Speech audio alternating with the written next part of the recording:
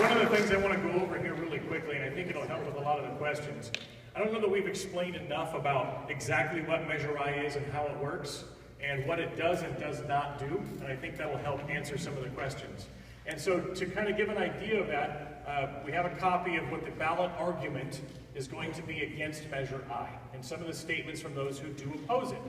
And so we'll go through their opposition, and they had 5 points, key points that they brought up on why Measure I was bad.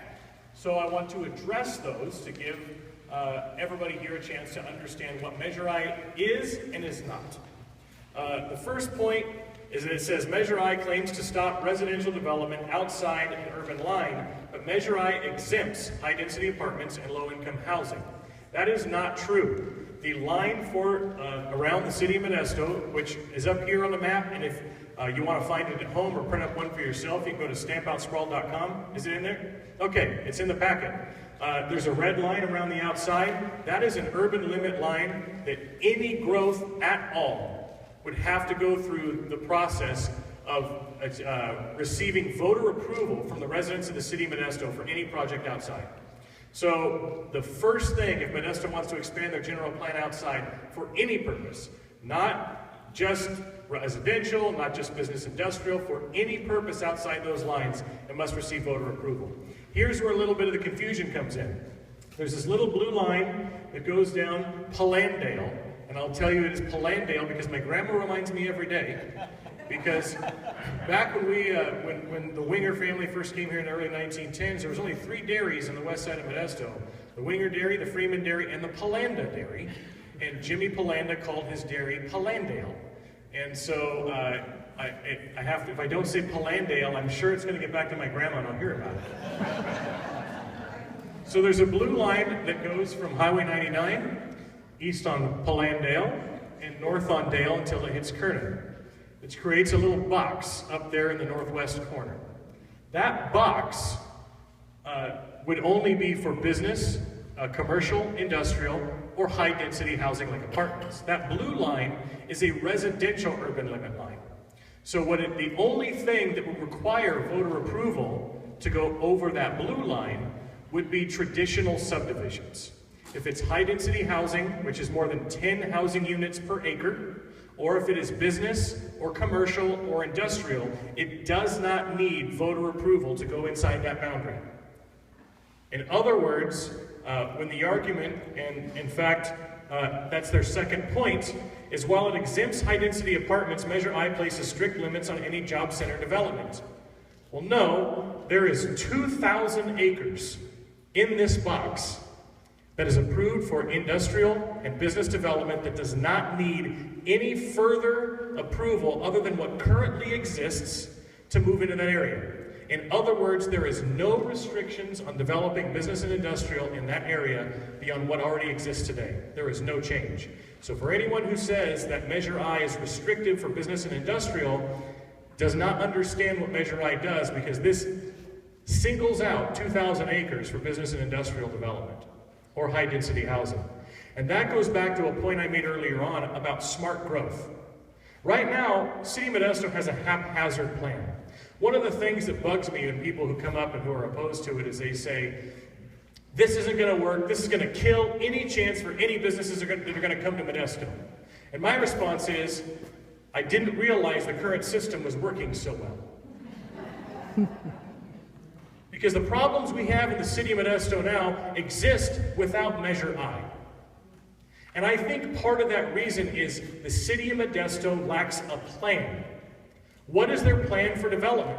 If you went to the city now and asked for it, in part of the process of the city council adding some of the land in Wood Colony, they removed about another 1,000 acres that they previously identified that they wanted to use for development.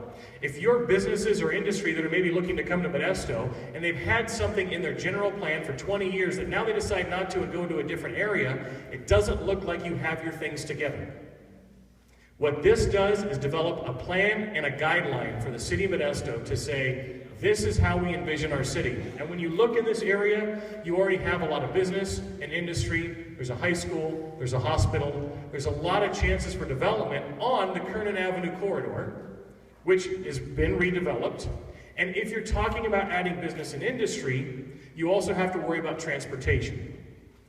And when you look at adding, for instance, on the 132 corridor, where are those people going to come into the city of Modesto?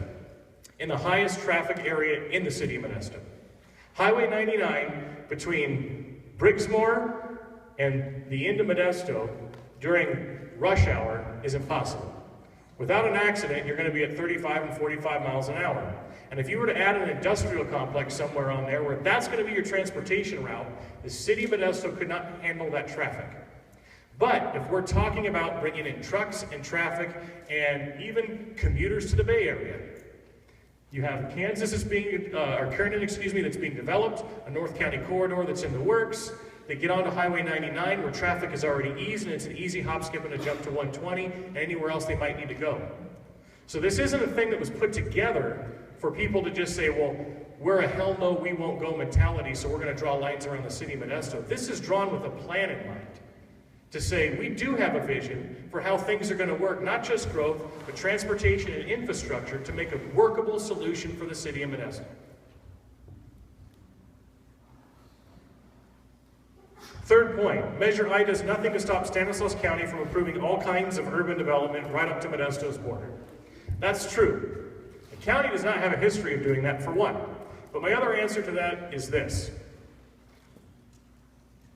If there's a snake that's crawling up my boot, and there's another one by the back door, I'm going to kill the one that's crawling up my boot before I go to the one by the back door.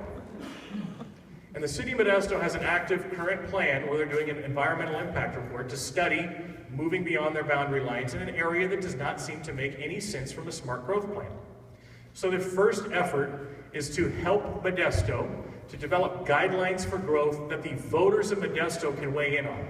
Not just those elected, not just those who are influenced by the people who are the movers and shakers of Modesto, but by the voters of Modesto themselves who have a chance to identify what their vision is for the city of Modesto. So my answer is, when we go beyond this, is to then go to the county and look at getting some sort of protections from the county as well. Now when you get into this area up here, you're not going to get it. Because as I said earlier, you already have the county who's identified the area of the northwest where they would like to develop, the city would like to develop, Salida, if they could incorporate, would like to develop it.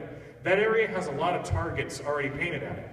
But as far as when it comes to Wood Colony or other communities, I think there's a very strong effort from the County Board of Supervisors that if the city has something in place, it sets a precedent for the county to put something there as well. So my answer to that is one thing at a time. No, this is a City of Modesto ballot measure. It does nothing to prevent the county, but first things first. Number 4, it leaves a major portion of farms and ranches, ranch land east of Modesto open for development. That's true. It's by design. That's because, one, where has all of our recent residential development gone in Modesto? North. East. North and east. But it's on the east side of town. That's where all the development pressure has been. Pardon? You know why? The sewage treatment plant. You can't go west because the fall is too much of a fall. This side of the town is lower than the sewage treatment plant in some places. Correct. So that's one of the issues that's been brought up. Here's a caveat to that, where people say that moving more east, one of the arguments is they can't go any further because they're going to run into issues when it comes to the wastewater, that they're not going to be able to move it that direction. Crap doesn't run uphill. Right, but I have an easy solution to that. It's never been explored because you have to have answers for things and you have to do your research. The city of Riverbank would love to see industrial development on that side of town. They cannot attract businesses there because they're sort of landlocked. They're not near any transportation corridors or anything. How long has the old ammo plant at the corner of Claus and Clarabelle sat with vacant business sites? A long time. They cannot attract people there. But if you develop Kernan Avenue out that way, and you develop a North County corridor, and right across Claus Road there, where it is marginal farm ground at best, which is why it is open to the east side to attract development to that area, the city of Modesto could build a business park there. And mind you, we're talking about now planning approximately 30 to 40 years in the future. because there is enough development in this area here to last the next 20 years, and that was confirmed by the city of Modesto. So the immediate need isn't there based on this plan. We're talking about long-range projections. Long-range projections means vetting out ideas. So if Modesto were to build a business park at Claus and Clarabelle across the street from the old ammo plant, the worry becomes, how are you going to get sewage treatment? Riverbank has it. Riverbank has sewage treatment. You know what they need more of, or need? Water. You know what City of Modesto has better than anyone else in this area because of the partnership with Modesto Irrigation District to bring surface water in? Water. So if you're going to have a regional complex, you can have a partnership between cities to attract businesses to that area where it's a you scratch my back and I'll scratch yours. Now, it's a lot easier said than done, but we're not talking about something that has to get done tomorrow. We're talking about potentially 30 to 40 years in the future.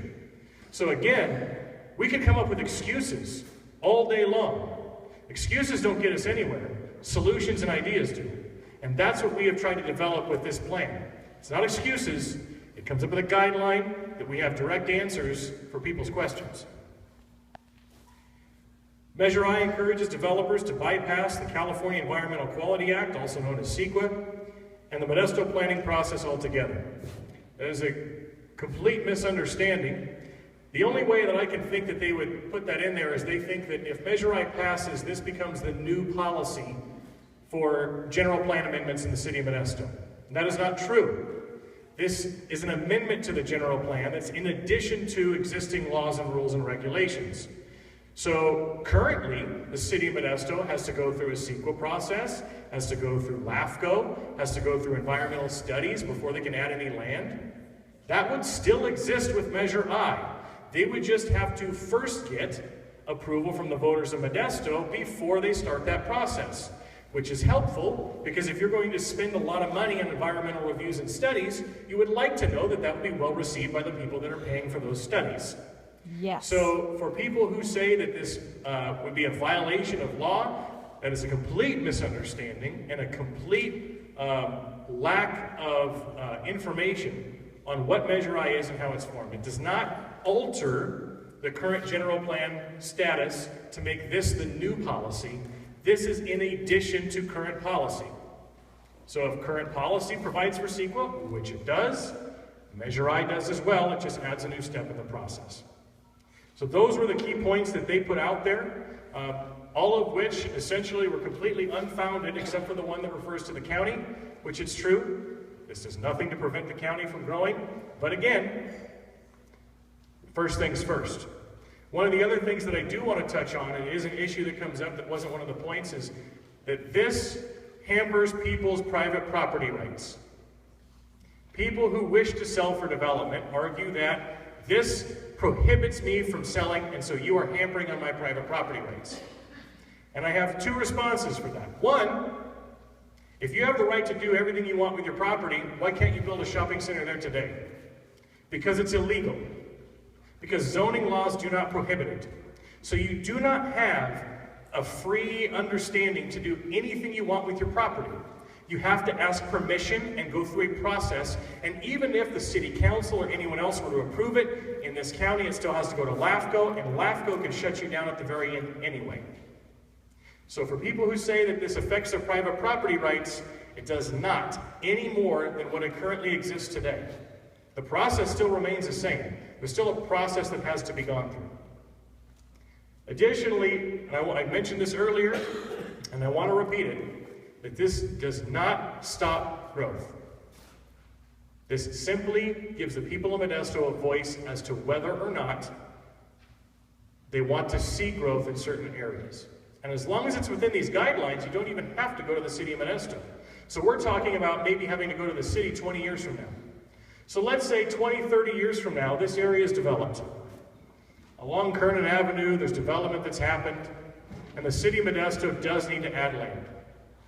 Well, if there's a business park at the corner of Dale and Kernan, and they want to jump that red line, and they need the land, I think it's a pretty easy sell, if I'm being honest. Salida has a different opinion on it. Salida has a different opinion. Whether it's Salida or anybody, but we're talking about for this example for Catherine, this is for the city. If they want to go outside of that line, and the people in Modesto know that everything inside has been taken care of, I think they'll probably go for it. But that's how this plan was designed. This plan was not designed to stop growth from happening. This plan was designed to focus growth where it needs to be. And overwhelmingly, the people in Modesto say that we need to focus on what we have here. We need to focus on blighted areas. We need to fix our roads. We need to work on crime. And instead of growing, we can work within our means.